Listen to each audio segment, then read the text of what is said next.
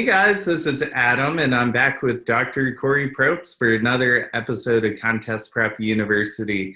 Today's going to be a fun one. We're going to talk about how to set up your external environment for success.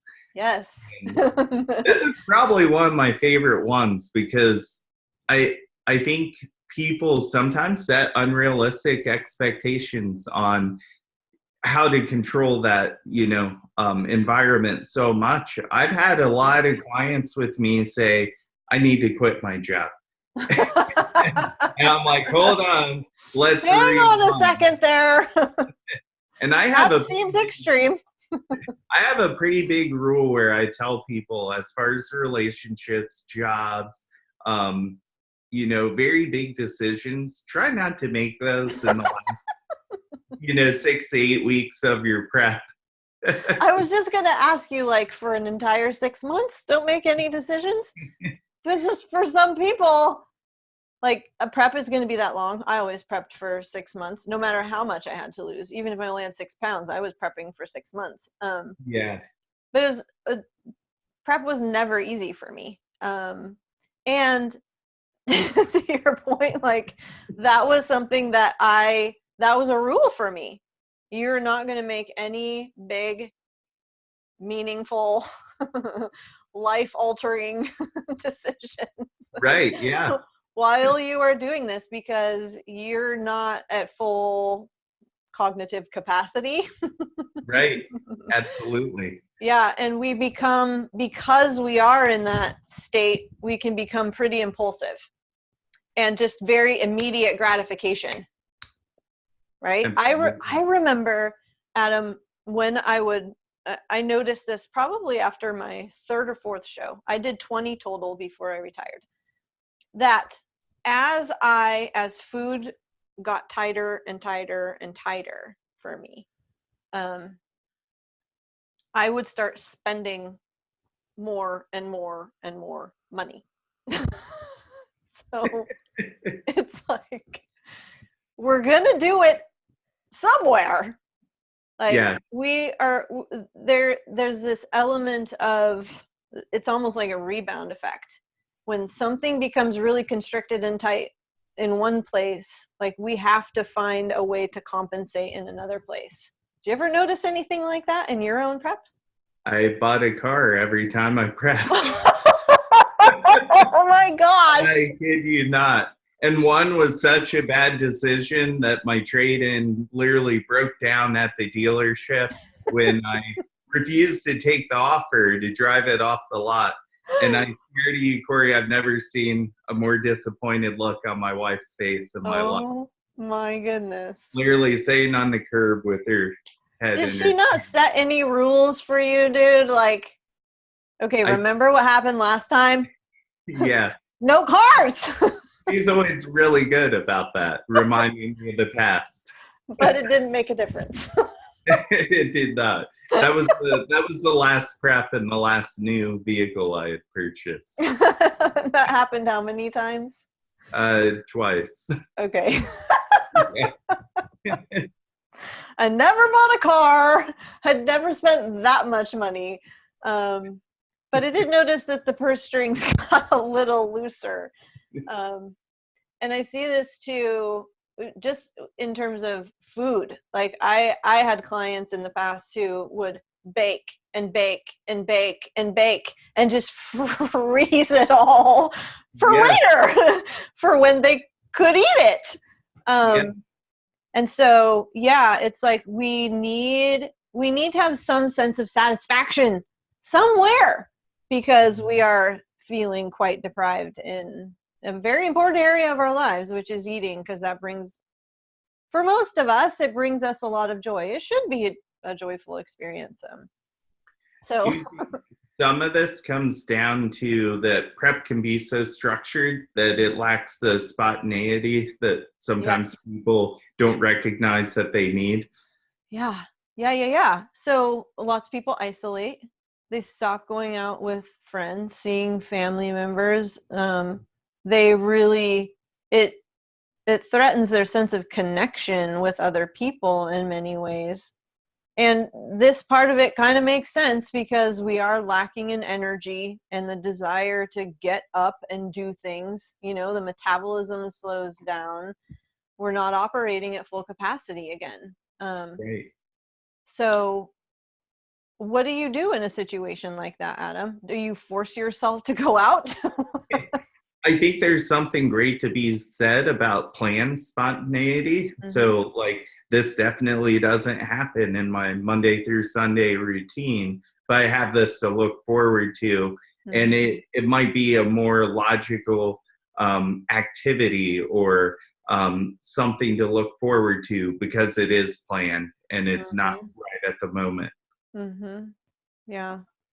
So a lot of times I have clients get into other activities. I'm really big on that. Find activities outside of your LA Fitness or Lifetime Fitness or whatever gym you go to.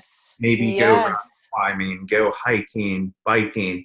I'm totally on board with that. Yep. These can totally help people find just a new activity that they enjoy outside of just bodybuilding. I love that you are helping them to find joy elsewhere.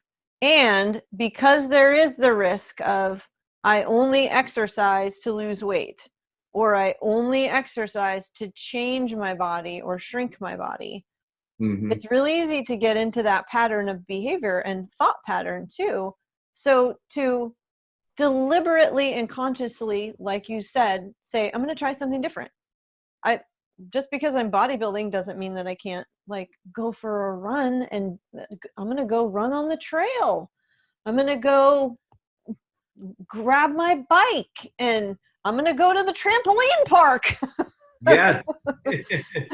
Absolutely. And make exercise and moving your body about fun and like feeling your body breathing, and make it a reconnecting with your body exercise, because physique competition literally puts us in this place where we become disconnected from our bodies. Our bodies become a literal object.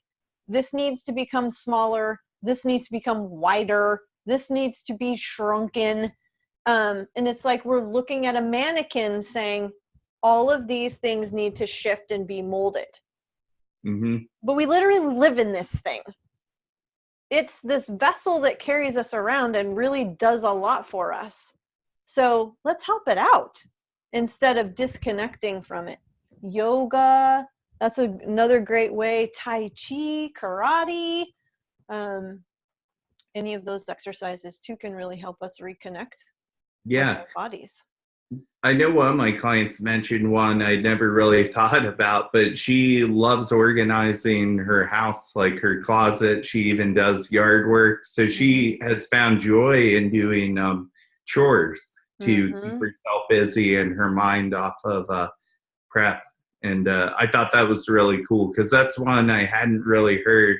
And I was like, I could see me totally getting into that the next time. An organizational project. Yeah, because it probably is going to help you feel tidier on the inside and more organized on the inside and so much less frazzled, because biologically we already are setting ourselves up to be in that place anyway on prep.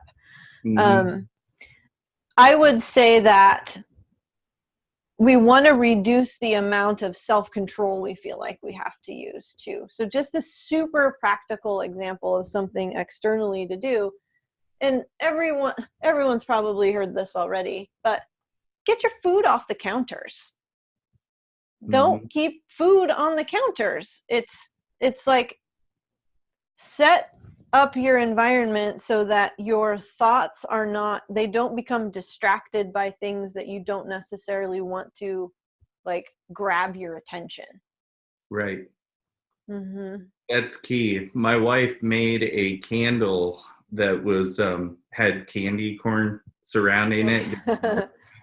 And I told her, I'm like, I think this is beautiful, but it just has to go. This is so creative, honey, and let's hide it. Yes. Yeah, keeping food out of the house that you don't necessarily want to be persuaded by. Mm-hmm. Letting your friends, this is a big one, let your friends know ahead of time that you're pursuing an extreme sport. So yes, you probably are going to be less social. And it's not because you don't love your friends and you don't value your friends, but because you're just not going to have the energy or the capacity that you typically do. But let them know ahead of time so that their feelings don't get hurt, and so they don't stop asking. I remember just even when I was working on my PhD, Adam, that just took so much of my bandwidth. Like, that, it felt like a physique contest prep to me, but it was 5 years long.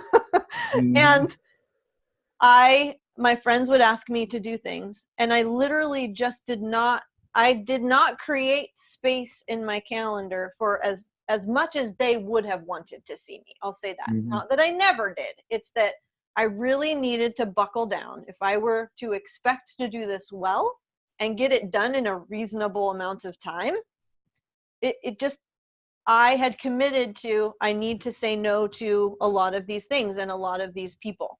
But I let them know ahead of time that this was going to happen. And I said, like, please don't stop asking me.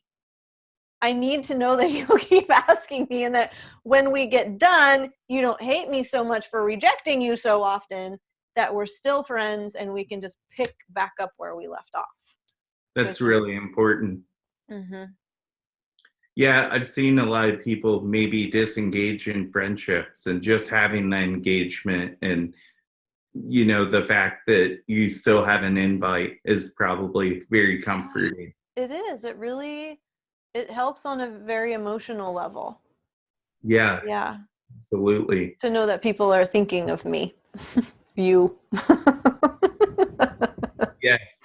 Mm-hmm. And then, of course, with your spouse, who's probably your biggest supporter, Yeah. hopefully. I've been lucky. I have had, I would say, the best group of husbands I've ever had for my girls prepping. And it's been extremely refreshing to see, because I think we've all had that spouse who just wasn't very supportive in his journey. And that's really difficult to deal with. Oh my gosh. Well, yeah, you're living in the same place, to feel kind of ostracized in your own home and like you're doing something wrong all the time and walking on eggshells. It's not going to help your prep, let alone help you to feel, just emotionally stable. But what would you say, Adam, what was making the difference in terms of the way these people were maybe communicating or the way that the spouse was acting? Yeah, I think a lot of it was, if you don't get your pro card at a show and you have more shows to do, there's, multiple travel involved. And sometimes shows just aren't the funnest thing to go to. Yeah, and they're not. I mean, I truly feel like these guys couldn't have been happier being there, and, just being along for the experience. So that was, and just also, I think how involved they were just with like helping carry things, and like it was almost like having an assistant coach half the time. They were taking video. They were really, it was really cool. That is, it's really sweet. Yeah. I mean, when I was competing, I didn't really have a partner or a spouse. And I guess you could say that's easier in some ways, but in others, maybe not so much. When you speak of how much of support a partner can provide potentially, like, that's really awesome. And I'm lucky I have Sarah, because even from a coaching perspective, sometimes I've heard of coaches whose wives have a hard time with that. And great at just understanding what I do. Here's the nature of the business. Yes. This is what I'm going to be seeing, honey, on a daily basis. Women half naked. Yeah. Yep. And she's been totally cool and supportive about it. So, but there's also a professional line that you guys keep, Absolutely. And I think that's what's key is just knowing people's boundaries, right?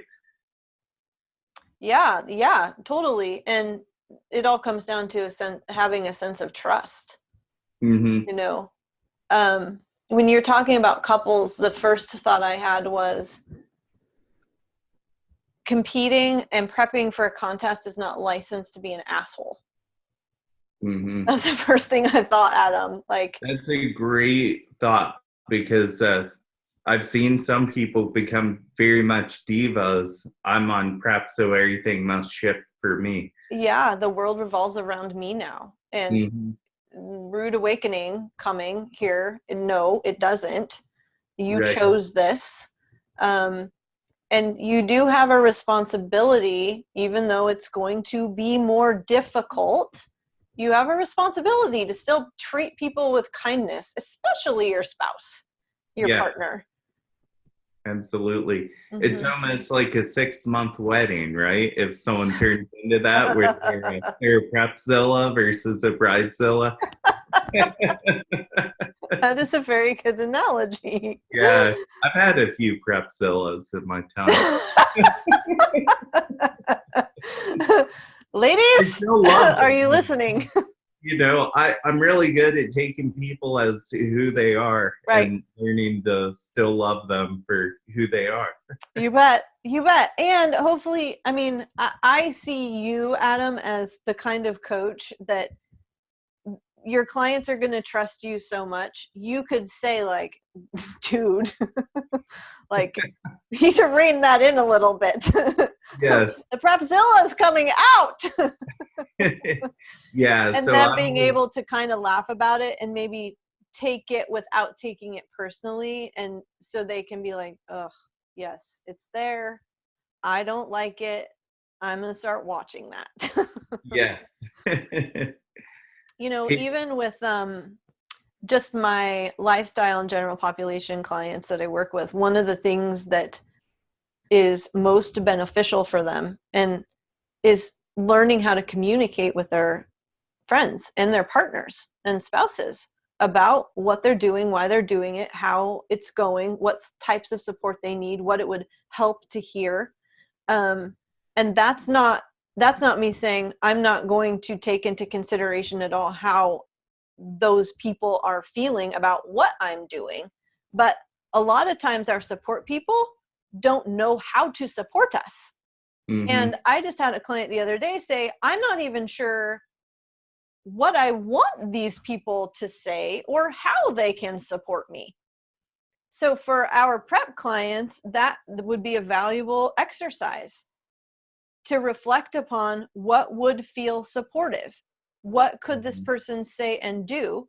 And very importantly, how might I ask for these things in a kind, compassionate way, not in a demanding way? Yes. I love that you said that because people are so afraid to talk about that because I feel like we almost live in this dream environment where Mm-hmm. I want this, but I don't want to ask for it, and I just kind of expect the person to know what I want, Yeah. and we cannot guess. And I think like when people like do see counselors, like maybe marriage counselors Mm-hmm. specifically, that's one big thing they talk about is don't have expectations. You just have to have these almost like State of the Union addresses where Yep. you say, this is what I need. Mm-hmm. And if you Mm-hmm. both understand that, and it doesn't take any glory away from it to talk about it. If No. anything, you're more than likely to get what you want if you do talk about it. That's it. Yeah. And you become closer to your partner as a result of having that conversation. I hate it, Adam, when I hear, well, he should just know. Right. Well, how should he just know? Like, he's never had a class on you. Like, Right. you are his education. You need to open your mouth and say, here's what my experience is. Mm-hmm. And vice versa. Right. Women can't be expected to know. both partners. It goes both ways. And to create that level of intimacy, like intimacy is created by being vulnerable that way. Mm-hmm. It just, I think what we do is we minimize our partner's intelligence by not giving them the chance to hear and listen to what we have to say and what we need, and to potentially give it to us when we just remain quiet and have that silent expectation. It's Mm-hmm. almost like a test that they're going to fail, probably. Yeah. Because we're not willing to talk.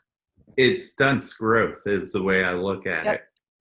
So that's great. We're really like on the same page on a lot of Yes, we are.